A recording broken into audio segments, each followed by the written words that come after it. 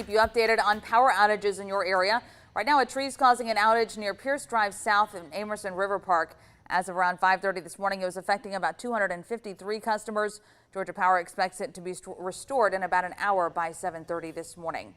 And a reminder, we're also under a flood watch through tonight. So let's walk you through some important safety tips. First, turn around, don't drown. This is serious. This is not just a fun saying. If you're driving and you encounter waters, turn around, go the other way. Most cars can be swept away by less than 2 feet of water. Be especially careful at night when it's much harder to see flood danger. The same rule stands if you're not driving. If you come upon a flowing stream where water is above your ankles, find a different way. And make sure to keep pets and kids out of the water as well. If you don't have it already, be sure to download the 13 WMAZ app. You can get it in the Google Play or Apple Store just by downloading the app. Once you download it on your phone, you want to make sure that those notifications are turned on so we can send you the latest news and weather alerts as it pertains to the weather that we're expecting here this morning.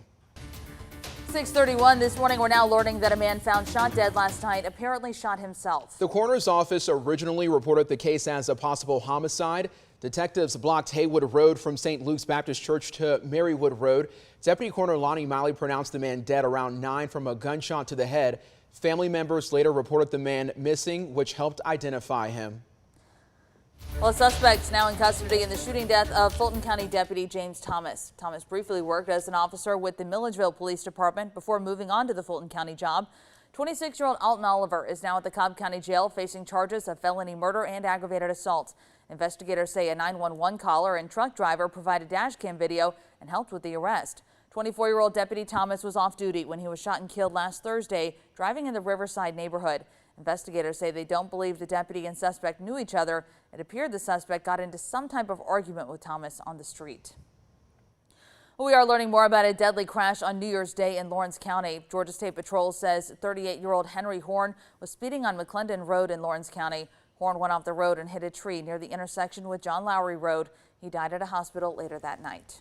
A 2.3 magnitude earthquake shook the area around Lake Sinclair around 10:15 yesterday morning. The earthquake happened halfway between Milledgeville and Eatonton.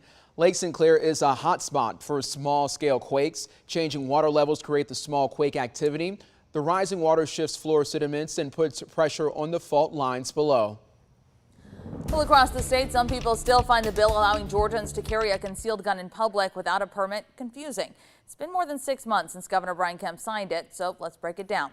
Governor Kemp signed Senate Bill 319 back in April of last year. Most people refer to it as constitutional carry, which means the state doesn't keep Georgians who can legally have a gun from carrying one, which means you don't need a permit. William Shepard, a trainer at Eagle Gun Range, says customers still ask him if they should get one. His answer, it's really up to you. If you're traveling out of state, for example, he does recommend a permit. That's because not all states have constitutional carry, but many recognize state permits. Matthew Sims owns Red Roo Defense. He says getting that carry permit will save gun owners time. I have to put on the paperwork, the license number, what kind of license it is, the expiration date, and indicate on the form that I did not have to run a background check because you have that permit. Georgians who want a gun do still need to get a background check.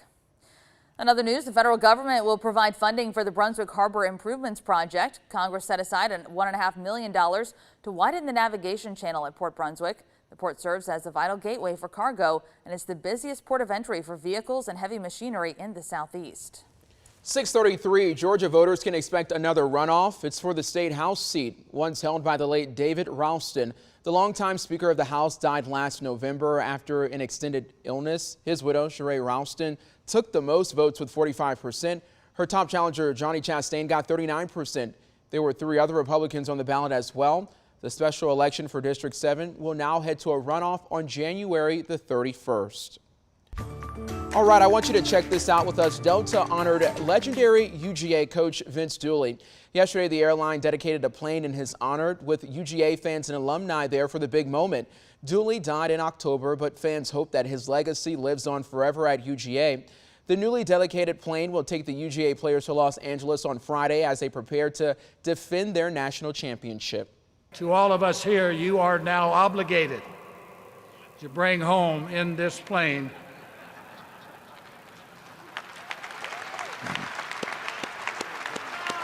another national championship Georgia team.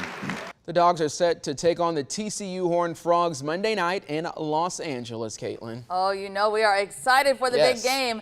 And a lot of you are showing off your team's gear, so we want to take a look at some of the pictures that you have sent in. We have Dr. Andra Jackson, Bibb County School District educator at SOAR VIP Academy, saying, "Go Dogs." Next, we have Sabrina Wilder, Jackson, daughter Chava, and BFF Katrina Merity volunteering at the Chick-fil-A Peach Bowl. Right. Hopefully they had a great time.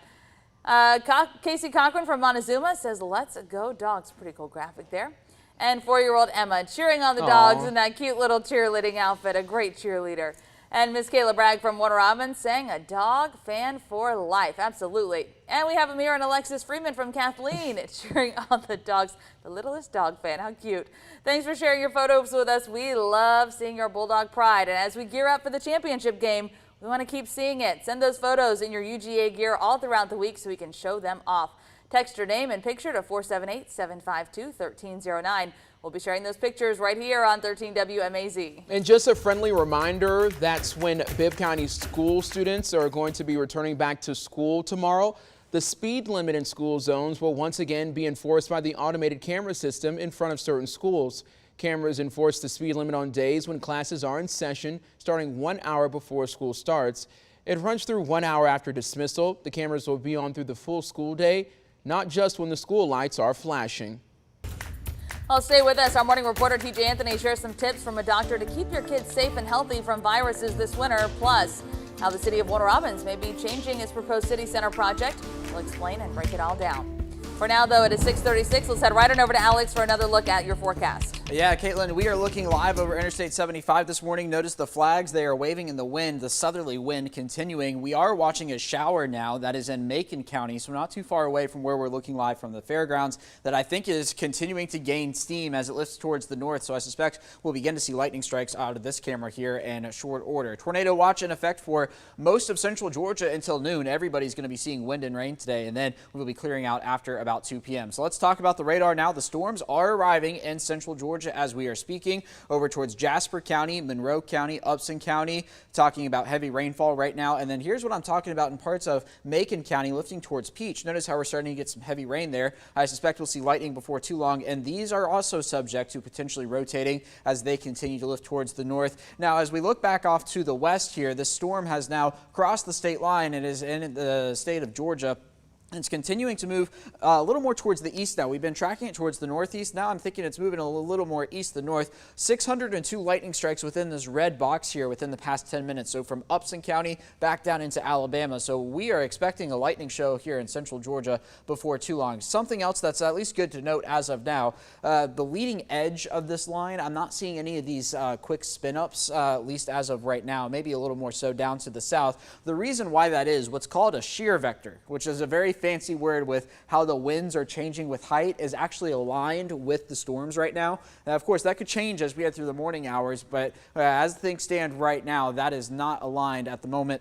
And because of that, we're not too concerned about a tornado threat, at least probably over the next 30 minutes or so. But continuing to track this now, and I'm going to want to draw a new track here. So give me just a second, and we can draw that now. In fact, let me just roll this on in here. I'm going to draw it a little more east than northeast. Like I was talking about, I think it's gaining that motion just a bit more than north. So this is at about 65 now. So these times are going to be a little earlier from what we were talking about earlier in the show. 7:01 in Butler, talking about 7:11 Ellaville. Okay, so Macon now on the list, 7:25, so about 7:30, and then Warner Robins about 7:35. And again, it's more of an impact the further away you get from the line in terms of the way the line is moving and the times changing. So Warner Robins, we were talking about during the 8 o'clock hour. Now we're talking about 7:30 or so for this line of storms to roll its way through. But this is part of a much larger system that goes from South Carolina all the way down to the Florida Gulf Coast this morning. And because of that, we are in a tornado watch most of central Georgia until noon or so. That's going to be Jasper County down to Crisp, Dodge, Lawrence, Johnson, areas to the northwest. The only exception being Treutlen, Wheeler, and Telfair counties as of now. So the line going to continue to move through central Georgia during the morning hours. And then once we get into later on this afternoon, as soon as the line comes through, our severe weather threat will be coming to an end. I do think the tornado watch will be trimmed back early because obviously the tornado threat will have come to an end here in central Georgia by that point. It is a level 2 severe weather day, so if you're looking to see how this stacks up against others, it's a level 2. Again, the threat for the brief tornado, but then also the damaging wind gusts and the heavy rain threat. We could pick up easily an inch or 2 additional in terms of the rainfall here over the next few hours because of that flood watch in effect for some of our counties here. So here comes the 7-day forecast. It is smooth sailing after today. 100% chance of storms today. Back down to 59 by the time we get to Friday. And then once we get to the weekend, back into the 60s with plenty of sun to go around.